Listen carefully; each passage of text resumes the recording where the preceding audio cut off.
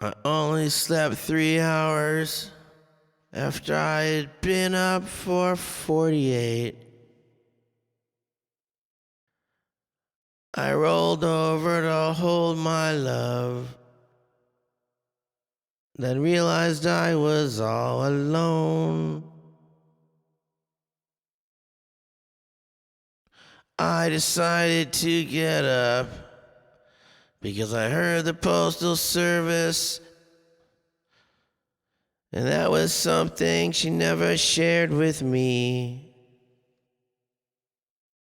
She probably was just outside smoking a cigarette.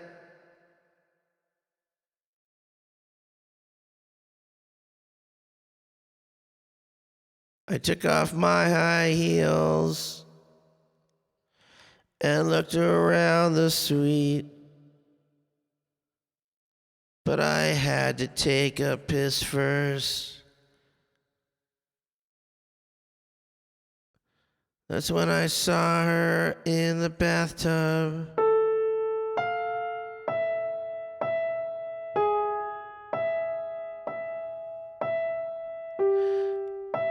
There's no way to describe the sense of dread when you're not sure if the person you love the most is still alive or dead. She was just floating there.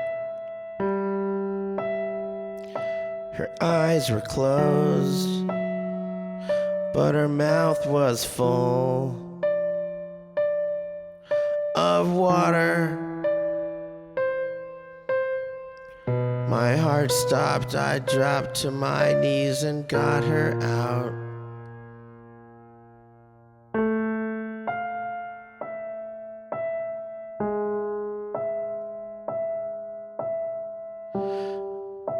I couldn't understand. Was this something that she had planned? How could she do this to herself and to all of us? If I had woken up 5 minutes later,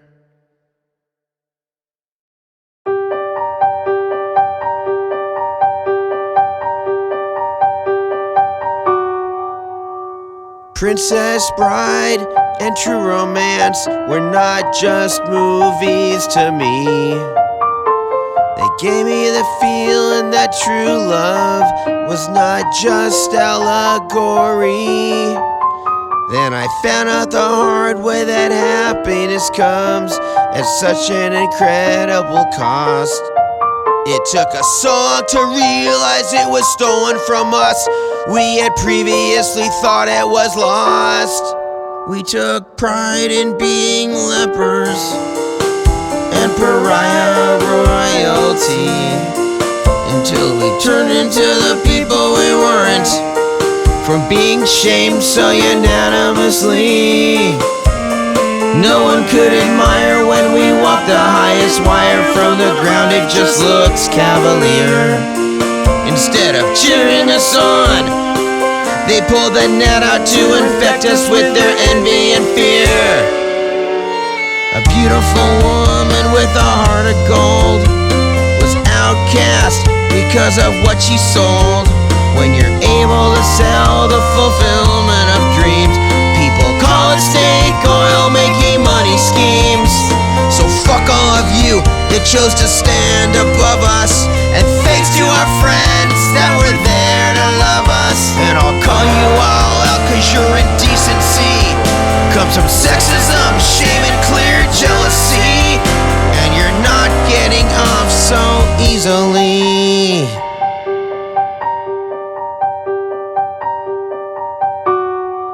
We treated everyone good, so we never understood why we became so hated.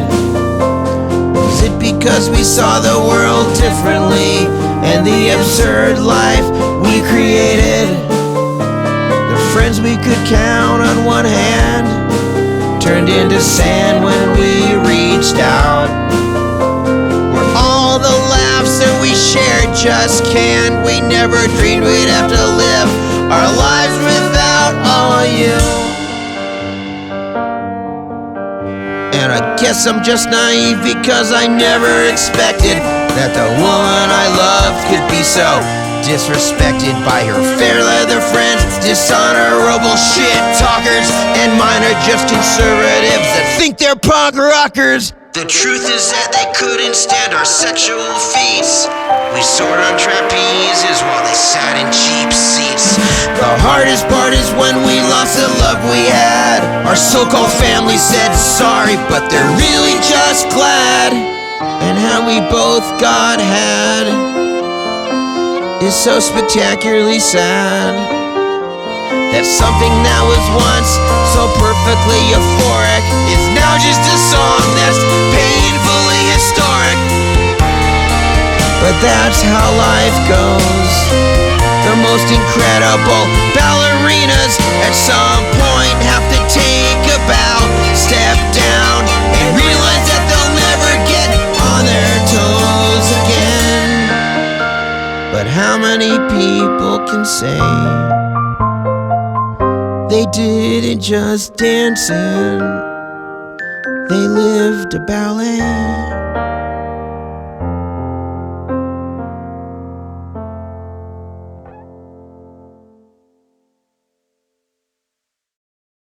Okay.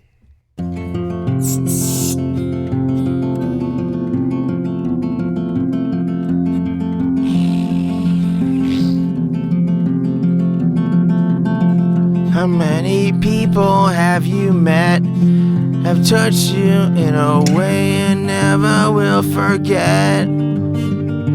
Naya was a hardcore ambassador and our punk rock suffragette. With a heart as big as the sun, how could she take care of all of us and still drink more than everyone? Naya, she was the only one. Naya, Naya, why'd you have to go? Every show will be less fun, 'cause we're all missing someone. Naya, Naya, why'd you have to leave? So hard for me to believe. I think I'm just starting to grieve by writing down these words. But there's no words that are as beautiful as you. Naya, why'd you have to go like this? When you finally found true happiness. At every punk show now, every band sent you a kiss. My friend Naya, I hope you're watching from above. It wasn't sugar and spice you were made of. It was metal spikes and vodka on ice. But mostly you were made out of love. Naya, Naya, Princess Di of the punk scene, a crusty Kenneth Aberdeen. December 20th of 2016, the day punk rock we lost our fucking queen. We lost our fucking queen. Naya, Naya, Naya, Naya, Naya, Naya, Naya, Naya, Naya, Naya, Naya, Naya, Naya, Naya, Naya, Naya, Naya, Naya.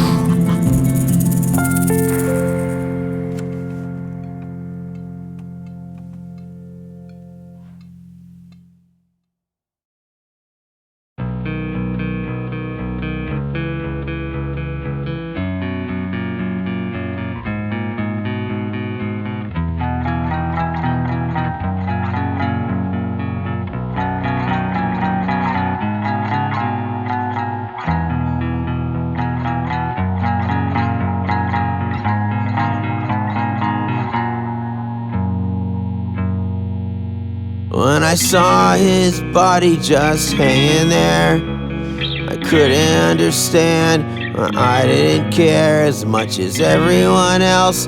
They were crying and screaming. Well, I just tried to get him down. While I lifted his body, Jerry was able to free his neck from the coaxial cable. Then we saw him exhale and thought we got him down in time. But then I got a whiff of his breath. Now Jägermeister will always have the stench of death.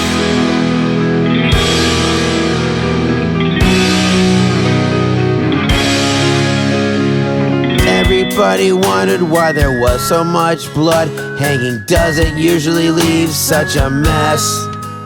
I explained to them the day before he tried the same thing, but like his life he had little success. He made a noose out of a whip he bought in Mexico. I heard him hit the floor while I was cooking beans. He said the whip broke and he spat his head on the sink. That's when a normal person probably intervenes. The actual words that I said to him were, "Dude, don't do that again." I probably should have called his family, but I just told my girlfriend kinda casually. She didn't see the gravity of what I said, so I was the only one not surprised the next day when we found him dead.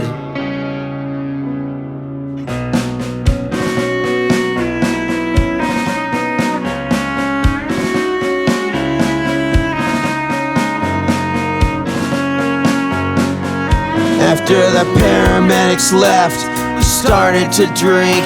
Then we went to a party to try not to think about what we just seen. We were only 19, and someone asked who was gonna clean up the scene. There was a blood-stained floor and a kicked-in door, but everyone was thinking about what they could score.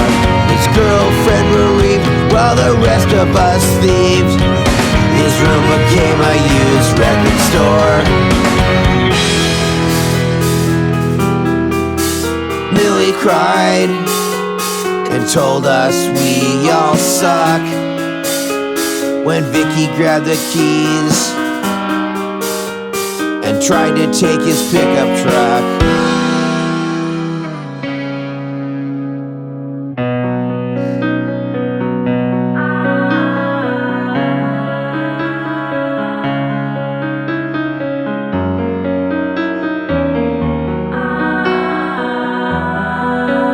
When his parents flew up the next day, I showed them where it happened, but I didn't know what to say. Except that's where we got him down. That's when they noticed that the floor was still brown. Cause we didn't have the decency to mop up the blood that his parents might see. They held each other and cried when they realized they were standing in a dried blood puddle where their beautiful son had died from his successful suicide.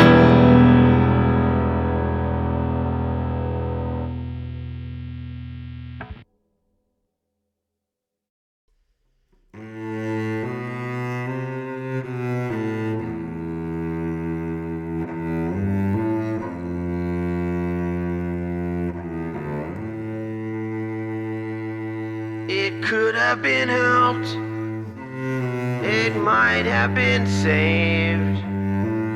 With me at the helm, I could have found ways to keep it afloat and find a new course. But I steered the ship right into the cliffs. The easy way out, a cowardly move, a short-sighted plan made by a self-centered man who crew stayed with the ship and bailed as one, but they didn't know irreparable damage was done. They had so much pride and camaraderie, but that was all lost when they spotted me rowing to shore with treasure on board. A cowardly plan made by a self-loathing man.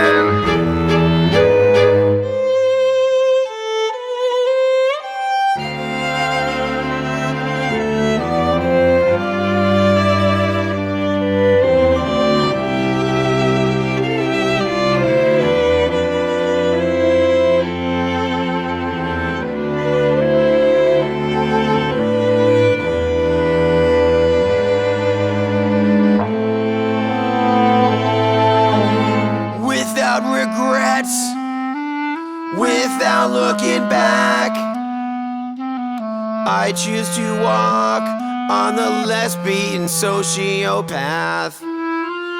With all the spoils of an island I won, I don't need dynasty, I don't need anyone. I knew the consequence when I plotted this trip. I'm not a man who'll go down with his ship.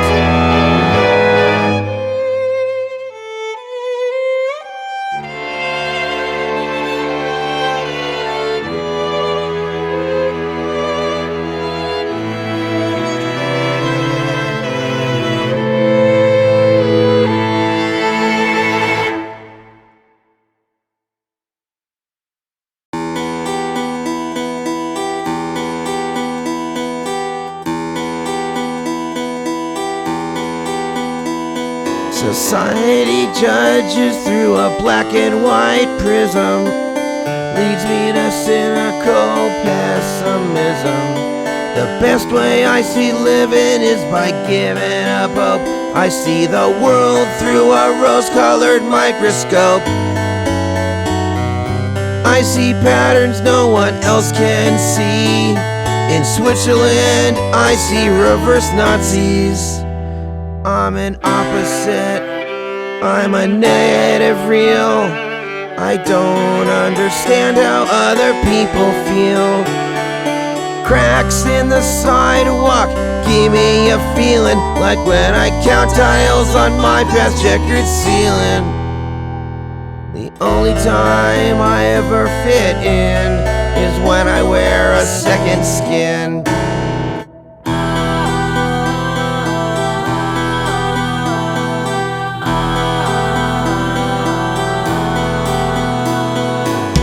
Is there a lobe missing in my brain?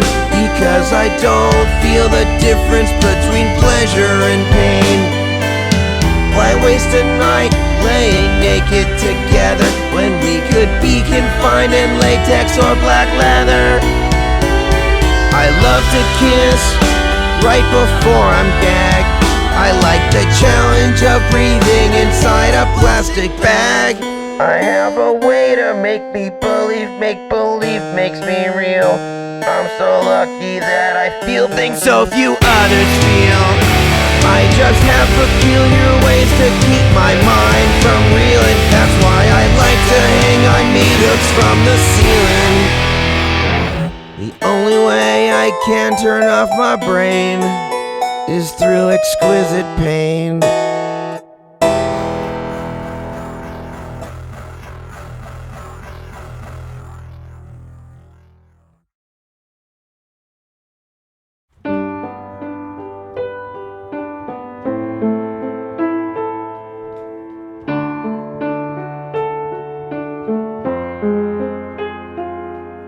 When she asked me to kill her, I said of course I would.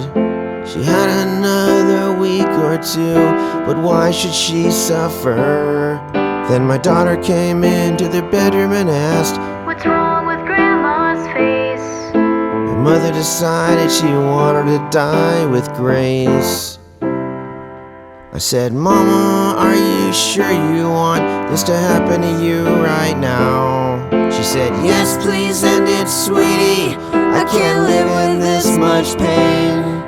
I'd like to die surrounded by the people I most love. I brought you into this world, you gotta take me out.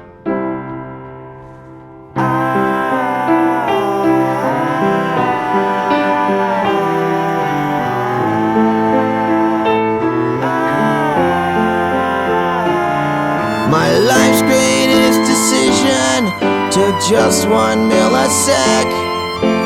Ethics turned to instinct and prim into respect. I grinded 20 oxys and 30 Percocet. I was told that would be more than enough. It turns out she was stronger than anyone had thought. Her brain wanted to turn off, but it couldn't convince her heart.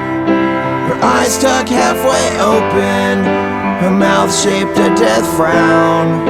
After 20 hours, her body would not shut down.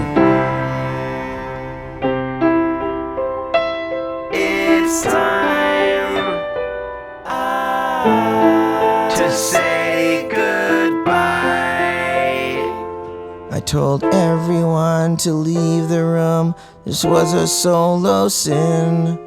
I said goodbye, I kissed her and shot her with insulin. The death rattle, her last battle, my mind could never erase. So I gently put a pillow on her face. Tag me what you need to, call this an attack.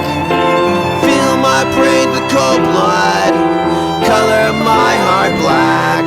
My mom gave me the greatest life anyone could ever live. So I gave her the greatest gift that I could give.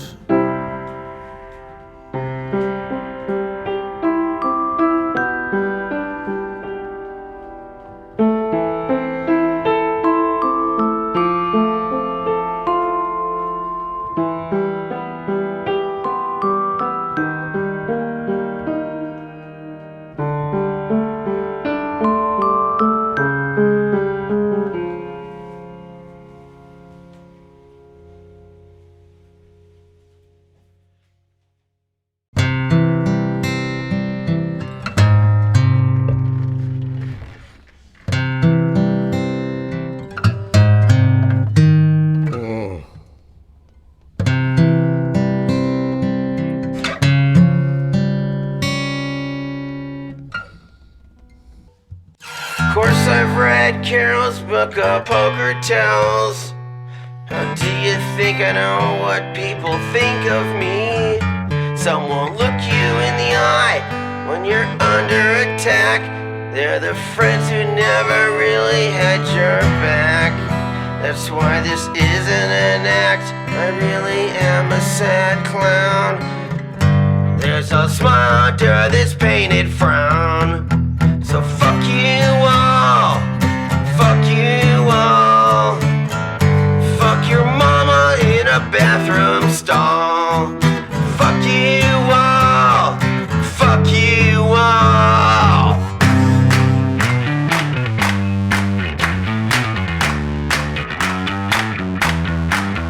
Come on. Fuck you all, and fuck you all. Fuck you all, and fuck you all. There's no crystal methics or hero integrity. That's cause addicts suffer from irrationality. Then there's those who can't afford everything they need, but still enjoy the thrill of the crime. Their addiction is greed. It must be nice to have convenient morality, or to be like the Swiss and claim neutrality. Why do you make people feel that they're being consoled? They think you're pulling their teeth, not stealing all their gold. A friend of mine once said to me, it's just business, bro, don't take it personally. If you ever hear a man say that, you know he's rich and you're healing from the wound in your back. So fuck you all who like to watch me fall, for those that need to step on someone to feel tall. And fuck all of you who took advantage of me. I hope spending my money gives you dignity. I have music biz friends that say they don't cheat bands, but I know they all cheat on their wives. I'm sorry, brah, but you got a character flaw. You don't see it cause it's so easy to rationalize. You think fine print, contract, and coloring facts are all just a means to the ends. Businessmen think success is who makes the most money, but real men know it's who ends up with the most friends. Cause getting revenge is like snorting poison, and there's no one of the drugs I ingest. I prefer revenge cause there's no motive and evidence is circumstantial at best. The coolest thing about this parable is that you don't even realize how miserable your life is, because you don't have friends, you've got acquaintances. I intentionally made these lyrics vague enough that you know who you are, but you won't call my bluff. If I hurt your feelings, don't get mad at me. This is a business song, don't take it personally. So fuck you all, and fuck you all, fuck you all, and fuck you all. So fuck you all for everything you stole. Your career is on the suck side of a glory hole. So fuck you all, call it business sense. You just make money at other people's expense. So fuck you and business involvery. That's not kosher religion, God was paying me. So fuck you all, and fuck you all, fuck you all, and fuck you all, fuck you all.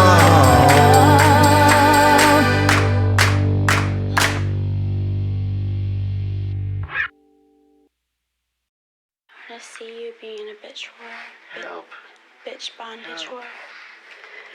You're such a good damsel in distress. I would totally save you. How does that go again? Help, help. Would I have married either one if it wasn't for violent sex? I wish the answer was simple, or even just simplex.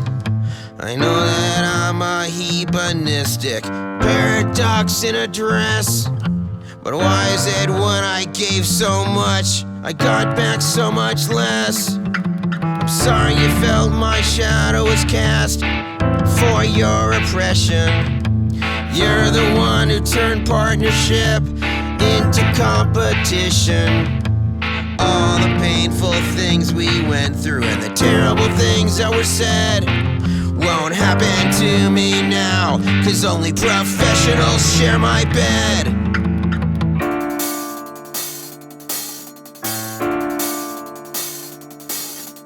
Why could you never trust me? I'll never understand. I invited you both to share what I started, but you needed the upper hand. So I relinquished my control to show solidarity. But you forgot whose songs and acumen made all of our money. The humiliation I felt when everyone else knew. You threw a party for me with all my friends that I wasn't invited to. Hey Mike, why didn't you show up to the party last night? We all had so much fun, because I didn't hear about it or get an invite from anyone. Shame on you for shaming, for blaming, covertly taming me. Filling my already troubled head with your insecurities. After all the magical years we shared, and all the wonderful things we built were just cliche tragedies. Such a lucid love now clouded with resentment and unrequited guilt. We still share the same dreams, but not the same memories. What a damn shame it is. I still wanna be really clear about what I'm really singing of. It might be tarnish, it might be murky and muddy, but we always seem able to find all the love.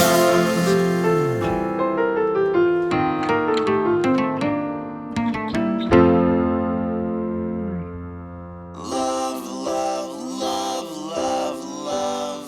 We could always still find the love. Love, love, love, love. I always thought there'd always be love. Love, love, love, love. 'Cause love is one thing I knew I could share. Love, love, love. It had the power to make me actually care. Love, love, love. So one thing besides pain that makes me feel.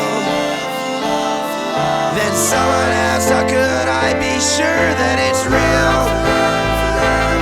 I used to like to believe that our love was fate, till someone whispered to me, you can't have love without hate. When certainty and trust turns into fear, that's when I saw true love just disappear.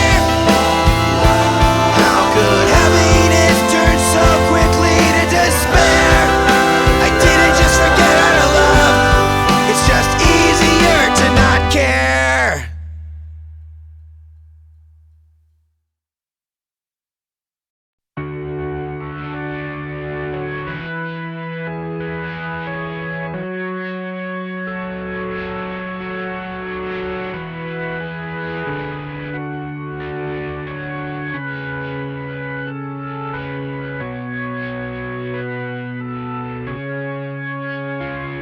My dad sold women's shoes and traveled 9 months a year. When he left my mom in '71, I didn't shed one tear. He was a man who married a teenage girl when he was 39. A man like that doesn't want a wife, he wants a concubine. He moved her to Boston away from her friends and family. He isolated her, so in turn, she isolated me. She went to bars and house parties and left her infant all alone. She joked that it was alright, 'cause in my crib, she left the receiver of the phone.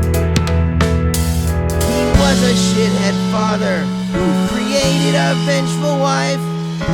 Why, I proudly say when I was 14 and saw X and the Subhumans at the whiskey. That was the night. It may sound trite, but punk rock saved my life.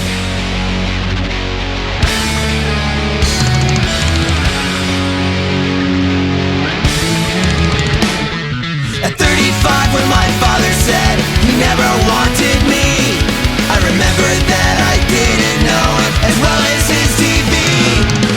Other weekends I spent in my granddad's Pontiac. At least he was proud to introduce me to his friends at the racetrack. He let me bet 2 buck trifectas and his friends became my teachers. I didn't know I was the only 8-year-old in the Santa Anita bleachers, because a child doesn't know what normal is.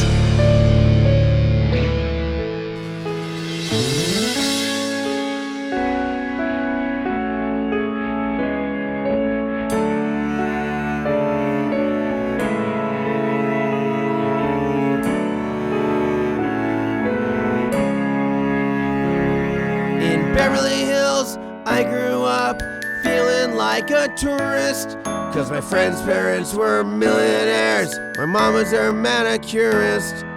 She'd hang with the Factors and the West Side bourgeoisie. Since she'd go out 5 nights a week, she got me my own TV.